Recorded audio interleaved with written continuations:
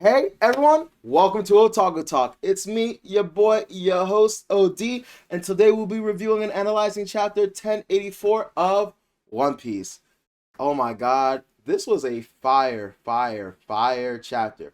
It was relatively chill, but it was like pre-exposition on exposition. So I really can't wait to get into it. We got a really cool Shonen Jump cover art. So not like the chapter cover art, like the cover art of the actual Shonen Jump volume. And guys, it looks cool as hell. Luffy is dripped out. He's sitting on a throne. He's got a crown. He's blinged out. It is a fire looking Shonen Jump cover. Then we get a even I'm not an even more interesting chapter art cover where it is, I don't know if it's every female in One Piece, but it's a majority of, I guess you would say, the popular females in One Piece in swimsuits. I don't know if my boy Oda was feeling horny or what. Get out your bonk stick, but yeah, he I think this one's gonna be popular with the fans. I think this is gonna be popular with the fans. Anyway, if this is your first time on my channel or you've been here before but haven't done so already, would greatly appreciate it if you could do your boy a solid, like, share, and subscribe. Would mean the absolute world to me. Anyway, without much further ado, let's get into this review.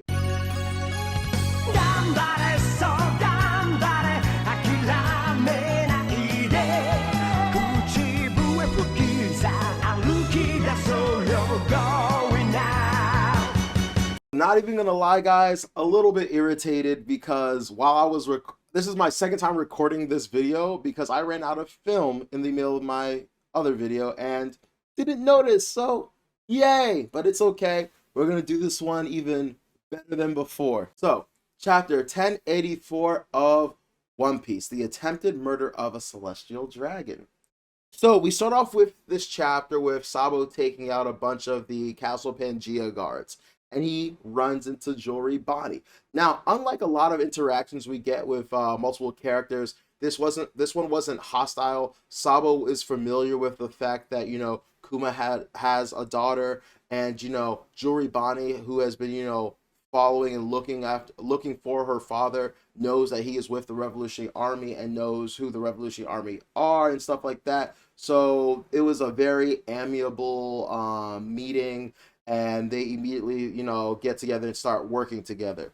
Now, something really cool that happens is you see, and this is my interpretation, I don't know if this is quite what happened, but you see Sabo throw what I obviously assume to be soot in the air, and it turns into a Karasu crow. And I thought this was the coolest thing ever. Now, I could be completely misconstruing what's happening in the panel. Maybe there was a crow around. Maybe he was having the crow come to his hand so he could give him the key. Who knows? But I think it would be the coolest thing on earth if Karasu had the ability to give people like pieces of him or pieces of soot and be like, okay, in an emergency when you need me, you can just use it and summon one of my crows. And I think this has such amazing utility.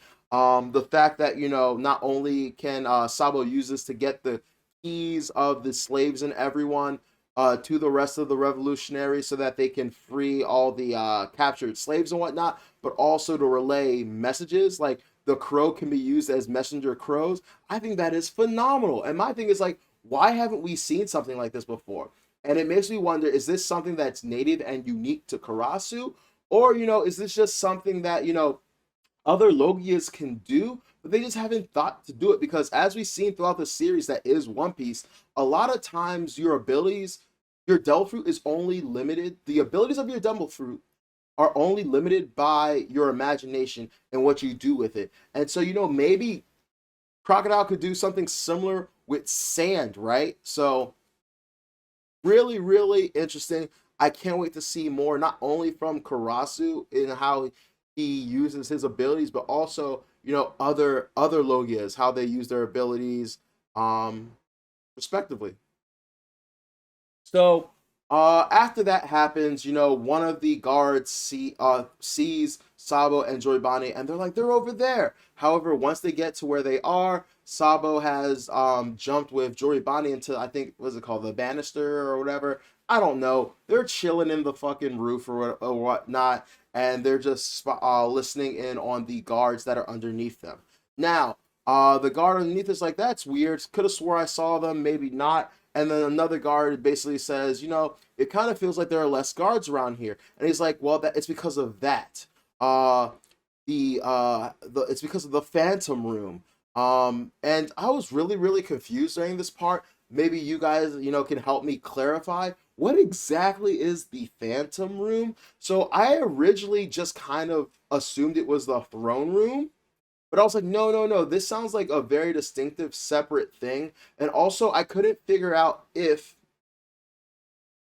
they were disappearing because of the Phantom Room. Like, once you stumble upon the Phantom Room, you get disappeared. Or if it was one of those situations where when you discover the Phantom Room, you're disappeared because you know too much. You weren't supposed to find this room. So I'm very, very curious about that. I have a big feeling that the Phantom Room is going to be something very beneficial to the good people in the series.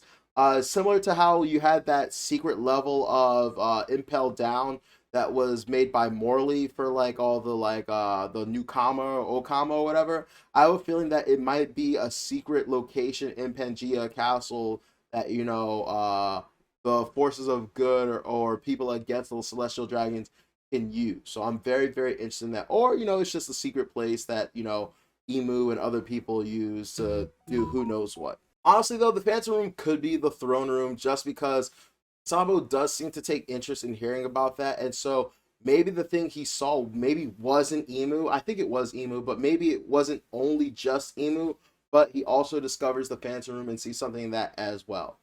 Anyway, after hearing about this, him and Joribani part ways.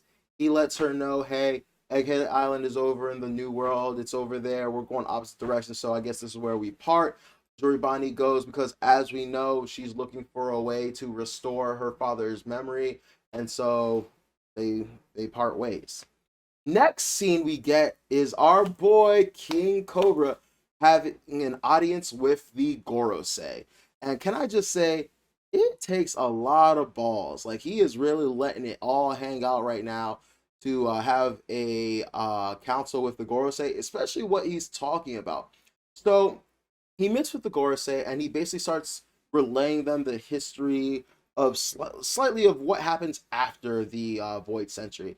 And he talks about how these 20 nations all, gave up their nations to come to Mary Joie, to live as celestial dragons, and to let, either branch families or other members of their family run the 20 nations that they've more or less abandoned, right? And that the weapons placed around the empty throne represent, their contributions and how equal they are, right? And they did that to show equality. However, he tells us that there are only 19 weapons around the throne. And the really, really interesting thing we find out is that we find out about Lili Nefertari. And apparently the reason that there are only 19 weapons around the throne is because Lili had decided that it did not, in fact, want to be a celestial and instead chose to return to Alabasta. Now, here is where things get a little bit hairy and quite confusing.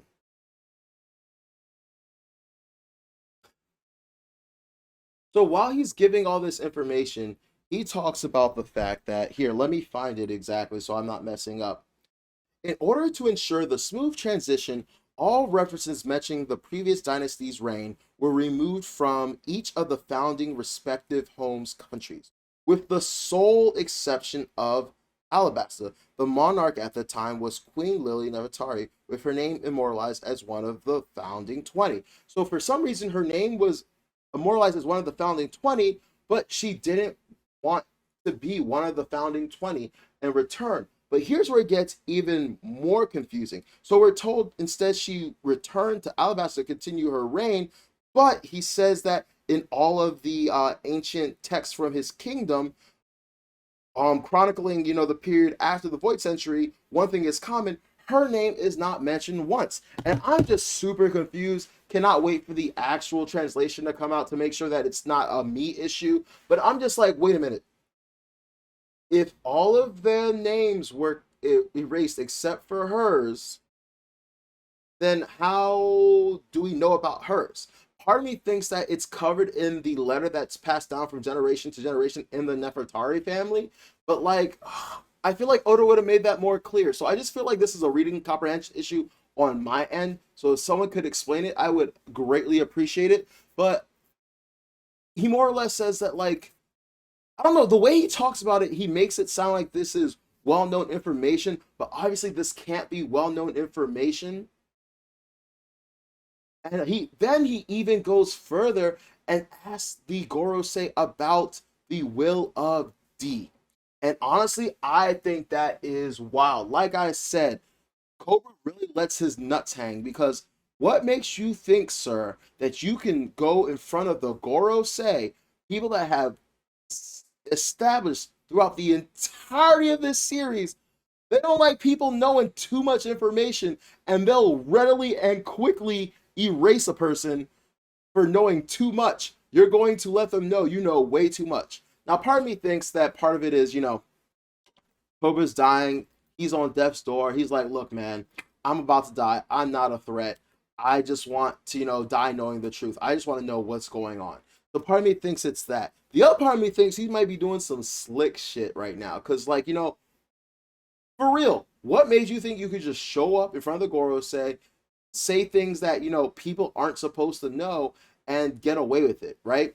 And so part of me thinks, maybe he's being slick. Maybe he's gotten a hidden transponder snail, hidden Denden Mushi that's relaying information, that's recording information.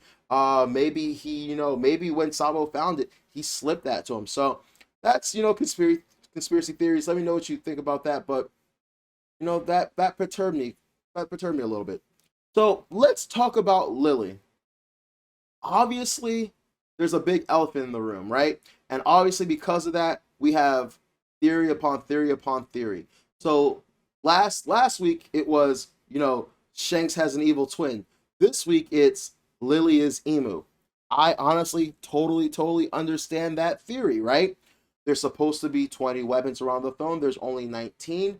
The 19 weapons are supposed to represent the equality of all the sovereigns that have decided to, stay in Mary Joie and become celestial dragons. The fact that there is only 19 instead of 20 means possibly that the 20th decided, no, I am not your equal, I am your superior. And Emu is actually Lily, and she stayed and became, ruler of Mary Joie and ruler of the world government.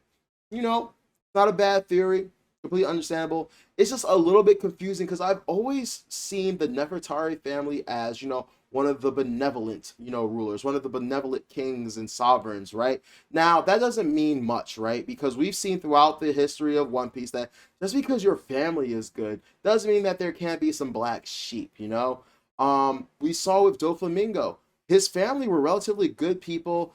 They gave away their status as celestial dragons, came down to, quote unquote Earth. And honestly, we know that Oda likes to do a lot of parallels and like recycling of ideas and themes and stories, right?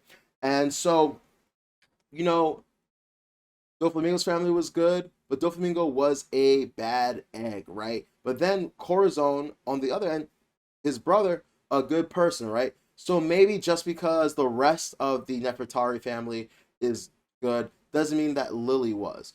But it still strikes me as odd because, the Nefertari family were seen as like traitors, deserters, dissenters, right? And it's like, whoa, if you didn't end up going back to Alabasta and your brother ended up having to assume the title of sovereign, then why would you subject your people to that? Why would you make it so that they would have a hard time and be seen as deserters even though you ended up becoming a celestial anyway?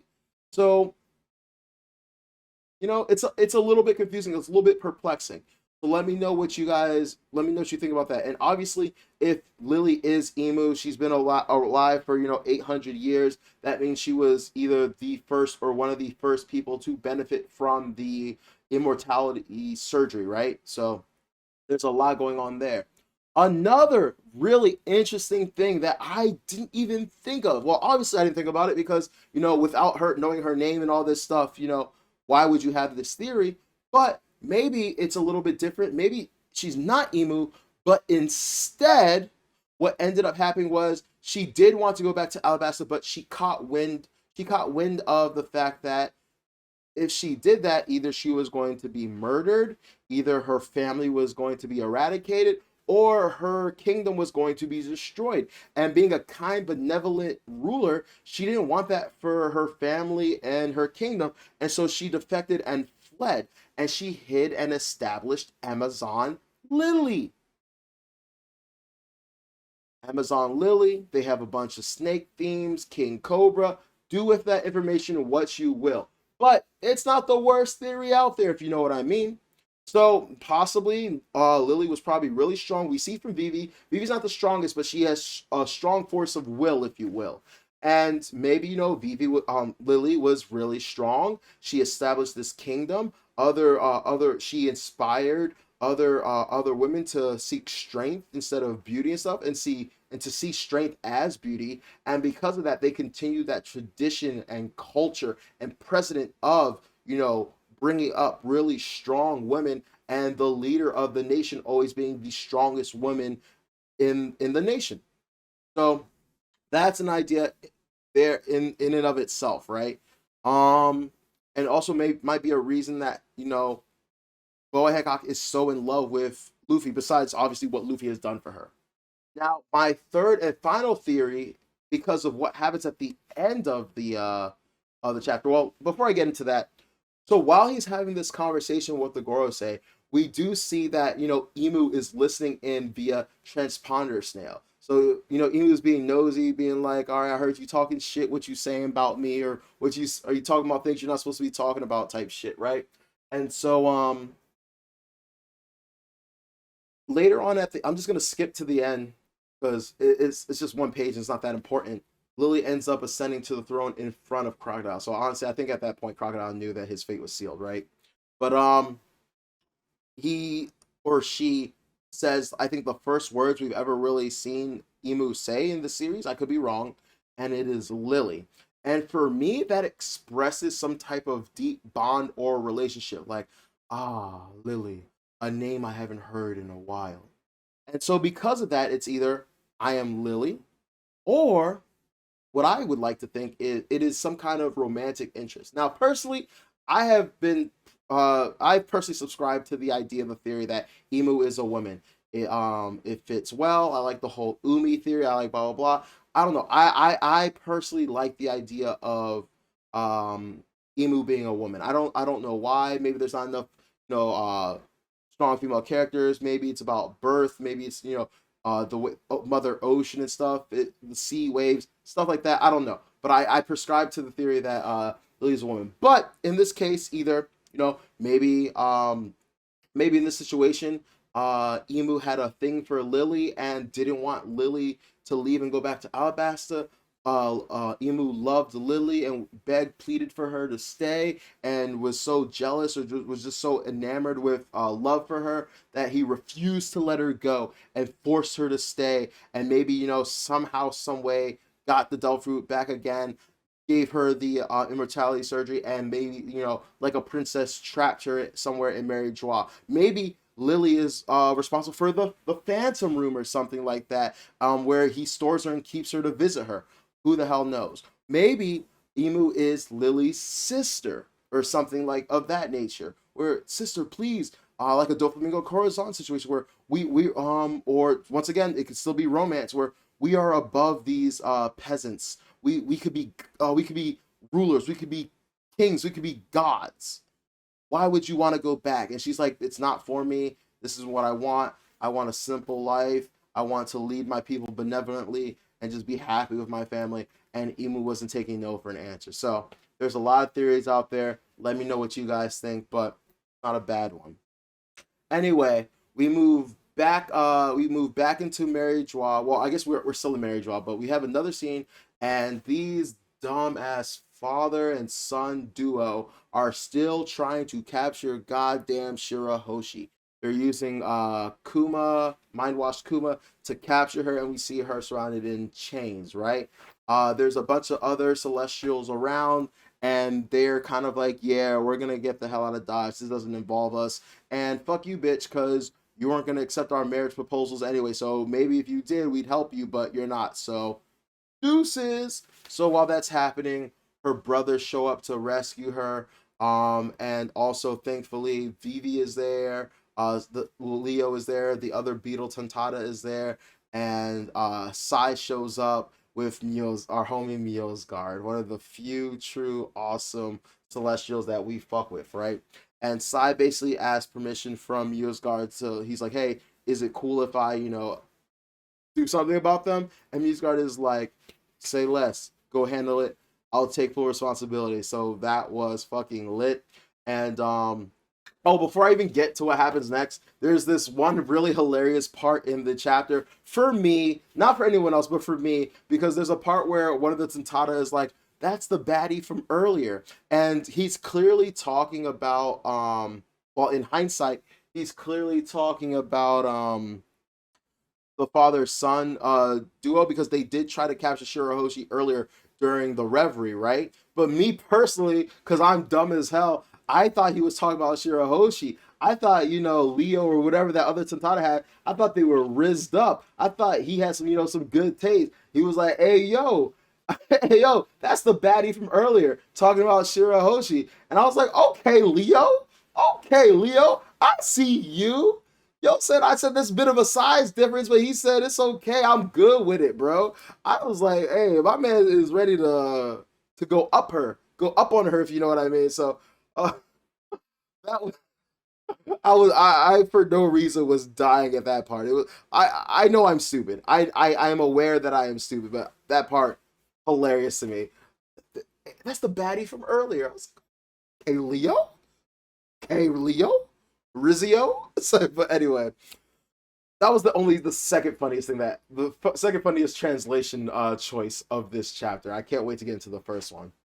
So anyway, the Tantata and Sai jump up in the air. They're flipping, flipping, flipping, and well, before that happens, Yosguard has to stop Shirahoshi's brothers. They're like, "Yo, I'll take the responsibility for this. I'll take the L on this, but you guys have to be careful. You're royalty. You have a kingdom to go back to. If you hurt the celestial dragon, not only will they fuck you guys up, but they'll probably take it out on your kingdom. They'll probably destroy all of Fishman Island, as we know they have the power to do. So let this be on me. You guys can't do this, right?" And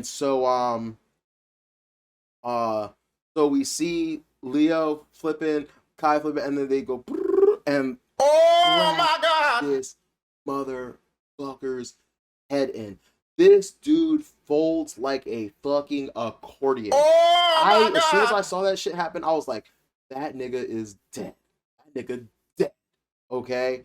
The title of the chapter is the attempted murder of a celestial, and I was like, I don't think there's anything attempted about this. That nigga dead. Speaking about the title chapter, I forgot to mention this earlier. I said in my first recording of this video, and it just came back to me now. I think it might be a red herring, the chapter title, because obviously, if you read this, you think, okay, we're talking about Rosewald's son, right? But back to what I was saying about Lily, right? Because of her wanting to return to Alabasta and that being such a problem for some reason, maybe because of her having to flee to Amazon Lily, or maybe not even just Amazon Lily, but maybe having to go into hiding for whatever reason. That's what the chapter title is about: the attempted assassination of a celestial. That celestial being Lily. Also, another really cool thing about Lily's name is it kind of sounds like Lilith.